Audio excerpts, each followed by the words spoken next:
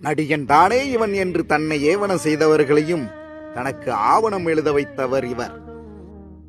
கூத்தாடி என்று தன்னை தூற்றியவர்களையும் தன் புகழை போற்றிட செய்தவர் இவர்.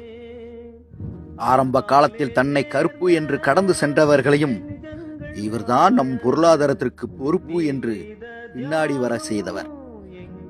தன் பின்னாடி வருபவர்களையும் முன்னேற செய்தவர். பலருக்கு வாழ்வாதாரமாகவே திகழ்ந்தார், சிலருக்கு வாழ்விடமாகவே இருந்தார். இவரை பற்றி சரியா அரியாசனங்களால் அரியாசனம் ஏறவில்லை. ஆனால் இப்பொழுது ஜனங்களின் மனங்களில் சரியாசனம் பெற்றுள்ளார்.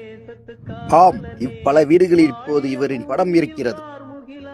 ஆம், இவர் படமாக மட்டும் இருக்க வேண்டியவர் அல்ல, இளைஞர்களுக்கு பாடமாக இருக்க வேண்டியவர்.